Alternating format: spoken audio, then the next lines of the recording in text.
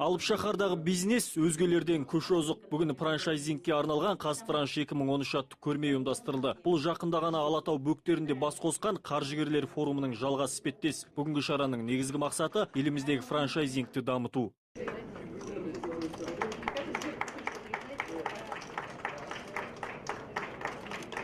Көрменің басын Құралай сән үйінің арулары мен Мимиоркидің балғындары бастады. Олар жас ерекшеліктеріне сай киім үлгілерін көрсетті. Танымал брендтердің ішінде Шехов кафе және Сұңқар медициналық орталығы бар. Осыдан 16 жыл бұрын бір бөлмеде жұмысын бастаған емхананың саны қазір 12-ге жеткен. Олар франшизаларын Шымкент, Жамбыл қалаларына сатыпты. Енді жақын арада Ресей кәсіпкерлері алмақшы дейді.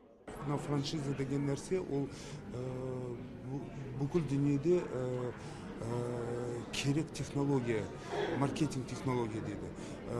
Бұл технология әр бір жағында сапасын көтереді, әр салада жұмыс еткізеді. Бұдан бұрын аталмыш жүйе шетелдерде ғана болыпты. Кейін әлемдік нарық сұраныс туғызған. Сөйтіп бренд атаулы елімізде жасалып саудаға түсе бастаған. Мы уже научились делать что-то сами. Бізде түрлі технологияны жасауды үйреніп келе жатырмыз. Бүгінгі өткізіліп отырған көрме соның дәлелі. Қазір біз өндірген технологияны сатып алуға ниет білдірушілер қатары көп. Бұл тауарлар шет мемлекеттерде сұранысқа ие болады деген сенімдеміз.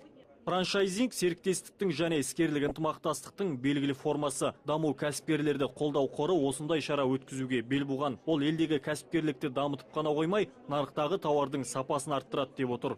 Франчайзинг мәселесі негізі жаңадан басталып жатқан бизнеске, жаңа сапалы бизнес құруға, бизнес барысындағы кәсіпкерлерге зор мүмкіндік береді. Сондықтан да біз осы инициативаны, яғни Қазақстан Республикасы франчайзингтің дамуына да қолғабыс көрсетуді дұрыс деп есептедік. 3 жылдан бері біз осындай шараларға қолдау көрсетіп келе жатырмыз. Бүгінде еліміз бойынша шағын және орта бизнес өкілдерінің 4% ғана франчайзингті қолданады. Дегенмен бұл көрсеткіш отандық кәсіптің алға жылжығанын көрсетеді дейді ұйымдастырушылар.